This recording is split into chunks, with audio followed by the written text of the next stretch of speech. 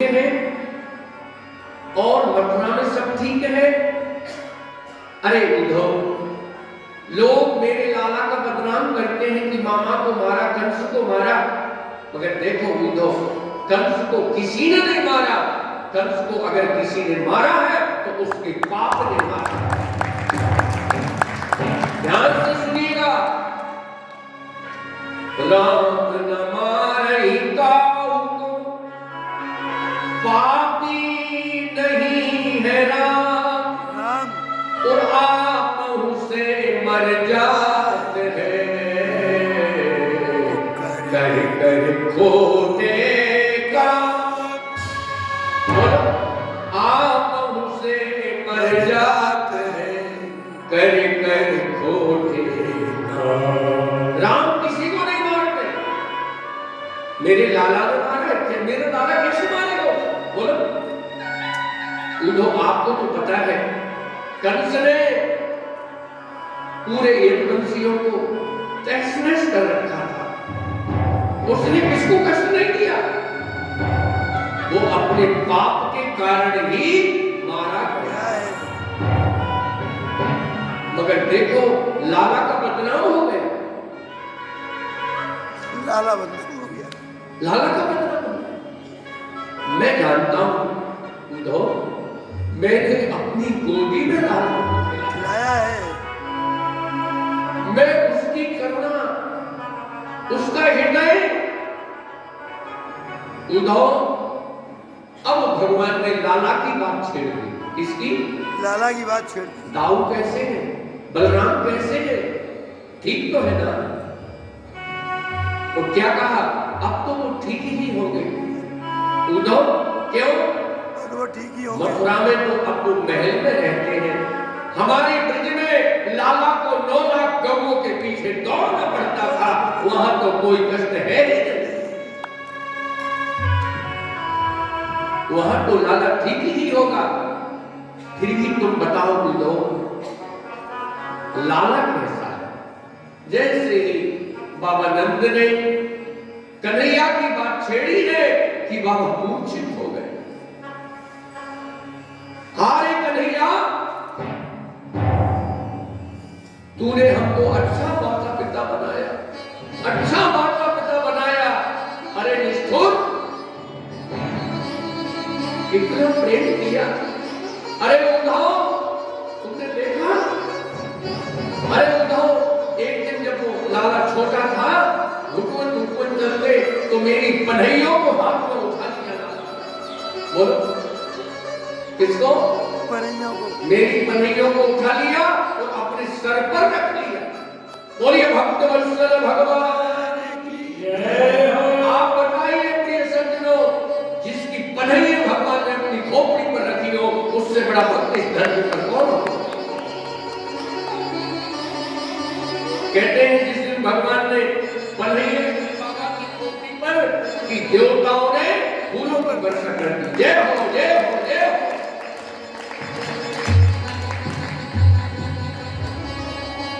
उद्धव, लाला कभी मुझको याद नहीं करते हैं क्या? वो गाय की पूंछ पकड़ करके खड़ा होता था उद्धव, मैया चिल्लाती थी, अरे बाबा देखो देखो, लाला ने पूंछ पकड़ ली गाय की, नहीं कोई लात उठाएगी इसके ऊपर।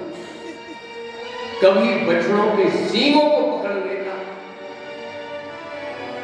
ध्यान से सुनिएगा, सबसे पवित्र गौ के सींग माने हैं, सबसे पवित्र। पहले जो आहुति दी जाती थी वो गाय के सींग से ही दी जाती थी। सुन लीजिए, पहले यज्ञ होता था, गौ के सींग से यज्ञ होता था। कौन गौ के? जो गौ पूरा समय प्राप्त करके शरीर छोड़ती थी, उसके सींगों को बचा लिया जाता था और उनकी श्रृंगी बनाई जाती। सुन लीजिए, और एक बात और कहूं, गौ का सींग अगर प्राप्त होता था तो शंकर जी हो चाहे ना हो, तब भी अभिषेक कहीं भी करो तो वो शिव को ही प्राप्त होता था। बोलिए गौ माता की जय। लाला की खूब याद नंद बाबा ने की है। कहते हैं जब उद्धव बाबा की बात चल रही थी तो धीरे से यशोदा मैया आ गई। बाबा की आवाज सुन के मैया आई है। अब तो मैया का आना था कि आफत खड़ी हो गई। ध्यान से सुनो, पूरी रात व्यतीत हो गई, उद्धव कुछ बोल नहीं पाए। उद्धव ने कहा कन्हैया तो कहता था कि उनको समझाना, मैं समझाऊंगा कि यही समझाएगा? बोलो, इनको मैं समझाऊंगा क्या? पहले तो मैं ये सोचूंगा इनसे बातचीत कहां से शुरू करूं। बोलो, एबीसीडी से कहां से? उद्धव समझ गए समझाने के लिए नहीं भेजा है, मुझको समझने के लिए भेजा गया है। ये तो प्रेम की बात है, बंदगी तेरे बस की नहीं है। ये तो प्रेम की बात है, ओ ये तो प्रेम की बात है, बंदगी तेरे बस की नहीं है। ये तो प्रेम की बात है,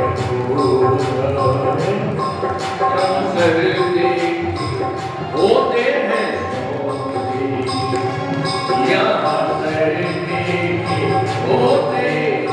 होते बंदगी तेरे, बंदगी इतनी सस्ती नहीं है।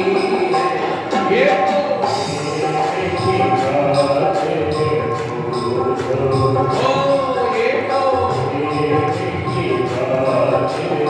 बोलिए भक्तवत्सल भगवान।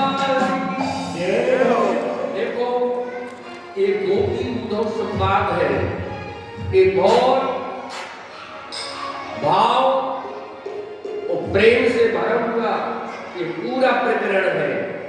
मगर आज यहाँ रुक्मणी विवाह की भी तैयारियां चल रही। क्यों भाई, कितने बज गए?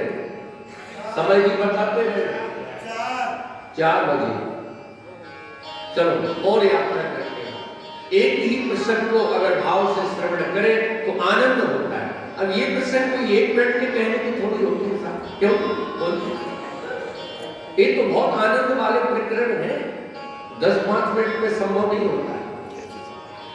मैया आई है, मैया और बाबा की बातचीत चलने लगी भगवान के विषय में।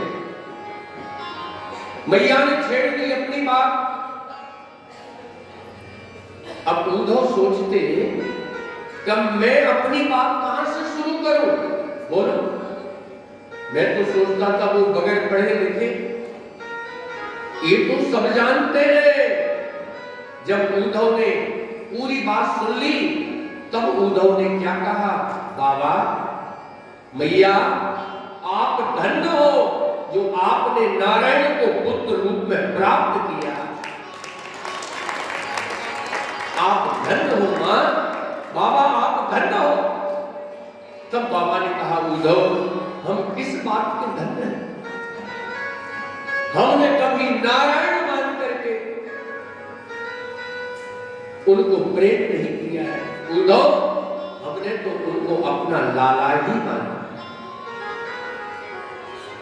एक बात ध्यान से सुनना, माता का और पुत्र का प्रेम ये भी लौकिक नहीं है। और एक बात मैं कहूं, कभी अपने मां के हृदय को मत दुखाना, समझे? सब चलेगा। वो बूढ़ी मां के हृदय को तो दुखा ही मत देना, नहीं तो तुम्हारा पूरा जीवन अस्त व्यस्त हो जाए। बोलो, कभी मां के हृदय को मत दुखा। मां का हृदय बड़ा कोमल होता है, बड़ा सरल होता है। सबके हृदय को दुखाना, कभी अपने मां के हृदय को मत दुखाना। आज जो भौतिकता की पहाड़ में अपनी मां का, अपने पिता का जो अनादर करते हैं, वो आगे चलकर के कितने दुख पाएंगे उनको कुछ पता? क्यों? बोलो, आज आपकी बुजुर्ग मां ने उनको किसकी जरूरत है? बोलो। स्वामी विवेकानंद कहते थे, घर में अगर कोई वृद्ध है तो उसके पास कई बार जाइए। कितनी बार? कई बार जाइए। माता पिता को पीछे छोड़ करके कोई आगे नहीं बढ़ सकता है। तो एक बात मैं कहूं, आप आज जवान हो, वो आज बूढ़े हैं, कल आप भी बूढ़े होंगे। क्यों जी? बोलो ना, क्यों साहब? जो आज जवान है